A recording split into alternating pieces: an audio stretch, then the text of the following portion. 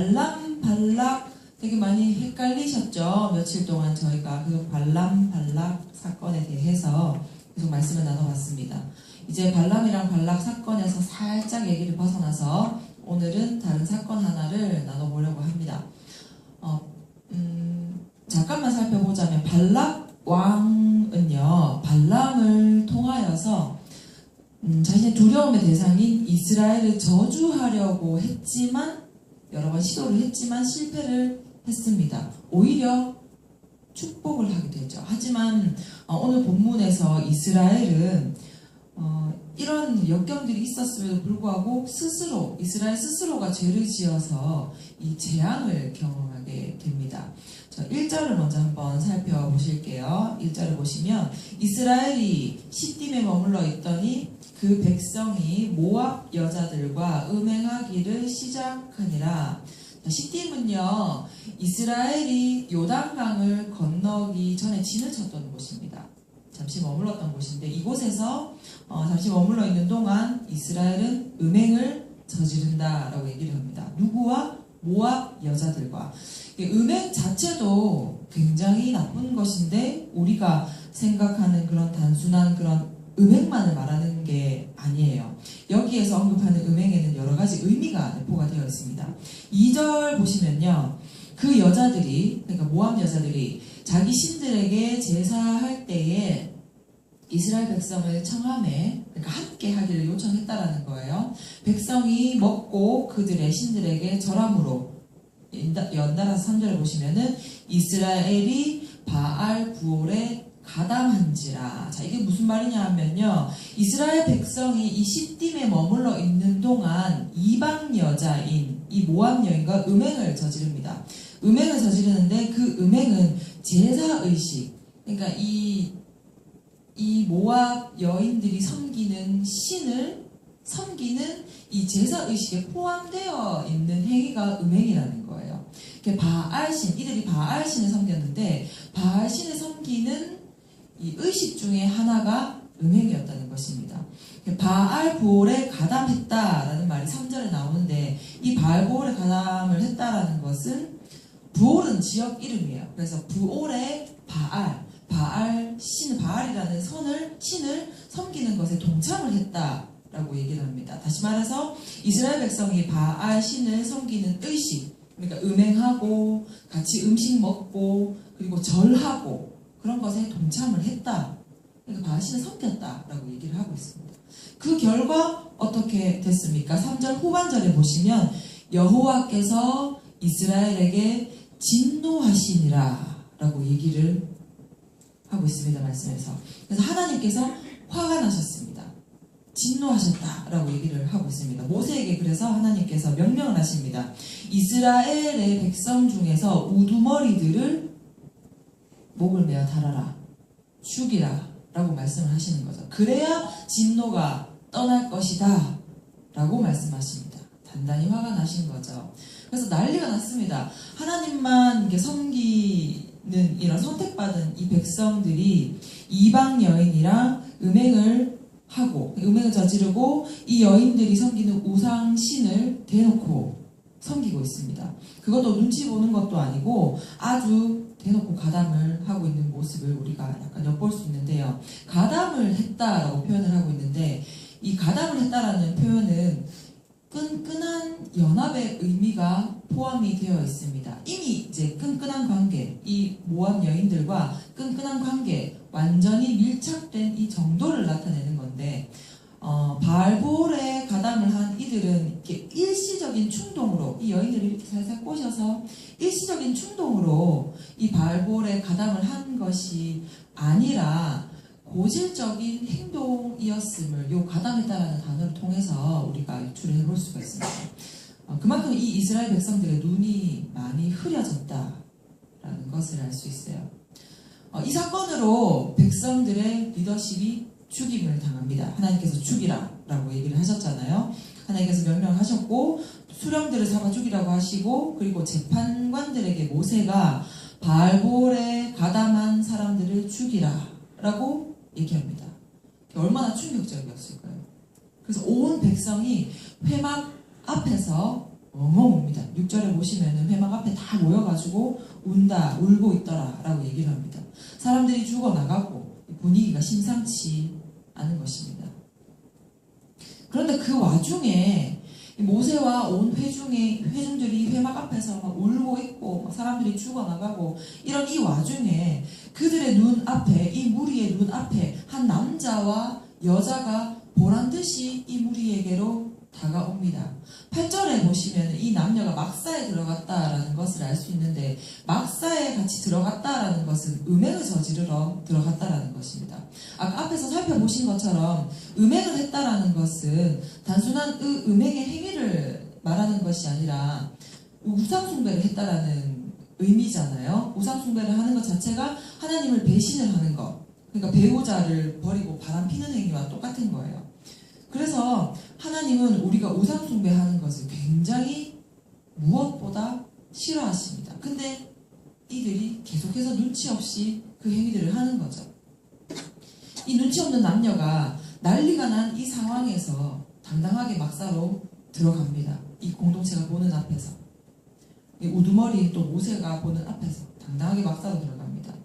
이 백성들의 우두머리들이 죽어나가고 통곡하고 울고 있는 이 마당에 사리분별 못하고 여인을 데리고 음행을 저지르러 막사에 들어갔다라는 것입니다. 그러자 그때 제사장 아론 혈통의 인물인 한 명이 일어나서 손에 창을 들고 이 남녀가 들어간 막사를 따라 들어가서 이 남녀를 이 창으로 찔러서 죽입니다. 이 사람이 여러분 비느하스입니다. 비느하스가 이 두 사람을 찔러서 죽이자 8절 마지막에 보시면은 연병이 이스라엘 자손에게서 그쳤더라 라는 말씀이 나옵니다. 바알볼에 가담한 죄 때문에, 이 죄 때문에 백성들 사이에서 연병이 돌았습니다. 그러니까 전염병이 돌았습니다. 전염병이 돌았고, 그래서 사람들이 24,000명이나 죽었다라고 얘기를 해주고 있습니다. 그런데 이 비느하스가 이 둘을 죽이자 연병이 그쳤다라는 것이에요.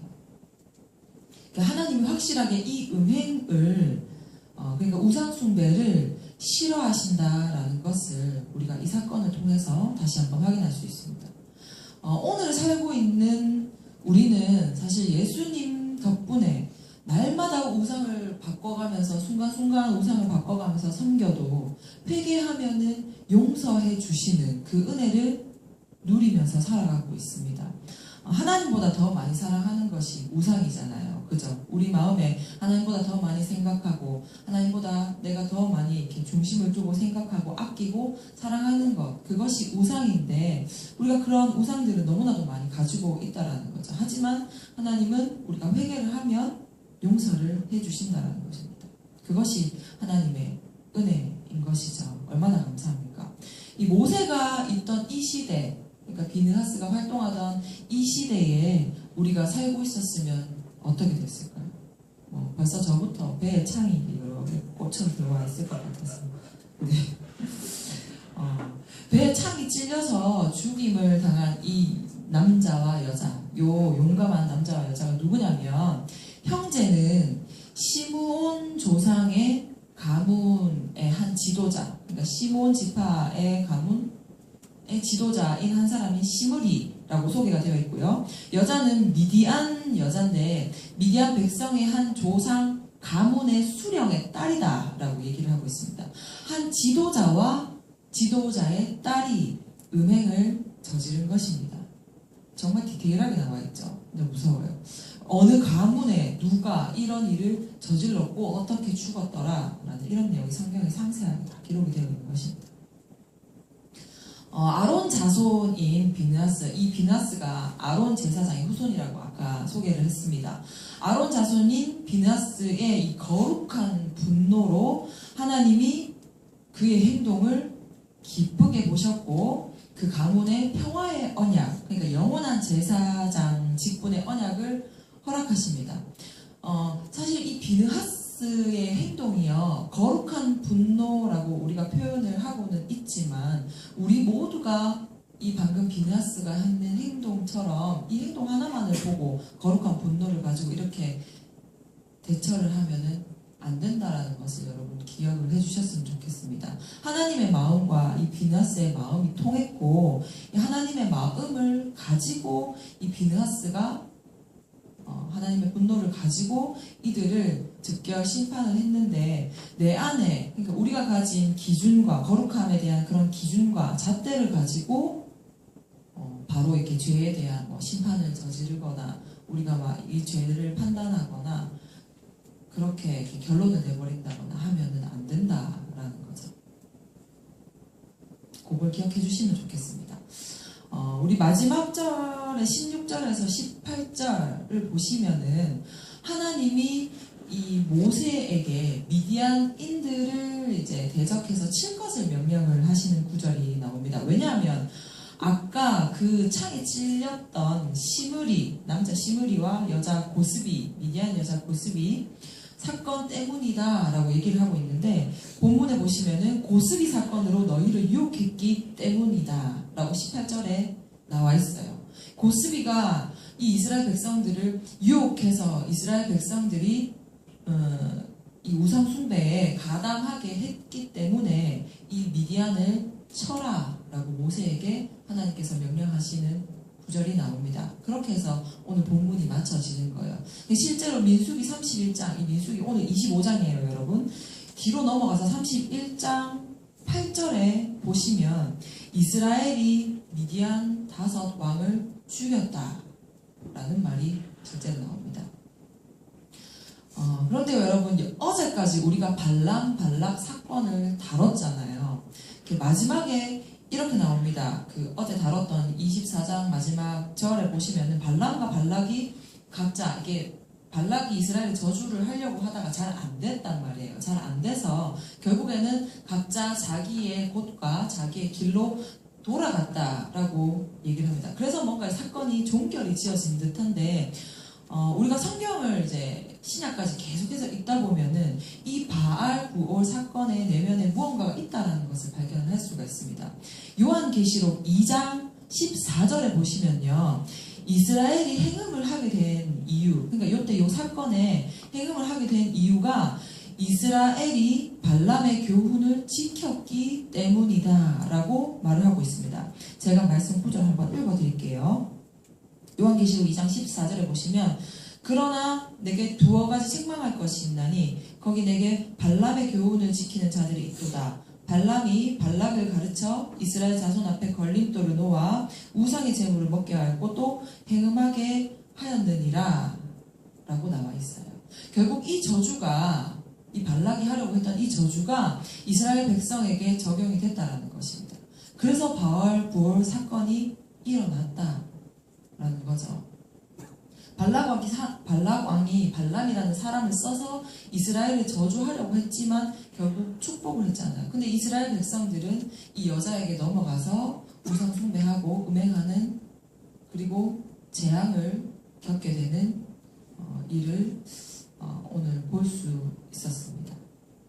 발람과 발락 사건을 봤을 때 저주하려고 했던 이 발락 왕의 계획이 무산된 것 같지만, 무산이 되었고, 다시 말씀드릴게요. 발람과 발락 사건을 봤을 때 저주하려 했던 이 발락 왕의 계획이 무산되어서 이 발람으로 하여금 결국에는 축복하는 그 내용을 우리가 어제 본문을 통해서, 어제 조정현 목사님께서 이제 설교해 주신 그 말씀 본문을 통해서 확인을 했는데, 마지막에 이렇게 축복을 한 내용이 한 규가 이스라엘에게서 나온다 라고 말하고 있는데, 여기서 규가 왕의 통치권 이런 걸 뜻하는 거잖아요. 왕의 주권, 왕이 나온다 라는 뜻인데, 그 왕은 이게 다윗을 통해서, 다윗 계보를 통해서 예수 그리스도까지 이어진다 라고 어제 잠시 다뤄주셨습니다. 구원자가 오신다라는 거죠. 이렇게 발람이라는 한 사람을 통해서 이스라엘이 음행을 저지르고 재앙을 겪게 됩니다. 하지만 또 다른 한 사람 비느하스를 통해서 결국 하나님이 이스라엘을 살려주시죠. 구원을 하시게 된다. 구원을 해주신다라는 것입니다. 그리고 이스라엘은 결국 하나님의 약속대로, 이 축복의 내용대로 구원자를 배출해 냅니다. 결국 하나님은 자신의 이 백성들을 구원하시는 것을 우리가 말씀을 통해서 그리고 앞으로 볼 그런 말씀을 통해서 확인을 할 수 있는 거죠. 조금 더 넓게 가서요, 여러분. 우리 인류는 아담이라는 인류의 조상 한 사람 때문에 죄인이 됩니다. 죄가 들어오게 되죠. 하지만 예수라는 한 사람 때문에 또 그 죄를 사해 주셨습니다. 구원을 주셨습니다. 이처럼 하나님은 결국 자신의 백성을 구원을 해주십니다. 여러분 아멘이십니까? 그리고 하나님은 우리 인간을 통해서 그 구원의 일들을 이루어 나가십니다. 여러분은 어떤 한 사람이 되기를 원하십니까? 나를 통해서 재앙이 흘러가기를 원하십니까? 아니면 나를 통해 축복이 흘러가기를 원하십니까? 우리 함께 이 시간 기도했으면 좋겠습니다. 먼저 기도하실 때 주님, 우리가 주님의 역사를 이루는 한 사람이 되게 하여 주시옵소서. 하나님의 거룩한 마음을 품고 하나님의 편에 서는 믿음의 굳건한 용사가 되게 하여 주시옵소서. 세상의 미련을 품고 전전긍긍하는 그런 삶을 사는 것이 아니라 하나님의 나라의 일을 위해 천국의 소망을 두고 살아가는 한 사람이 되게 하여 주시옵소서라고 우리 함께 이 시간 말씀을 두고 간절한 마음으로 기도합시다. 우리 함께 기도합시다. 하나님 감사합니다.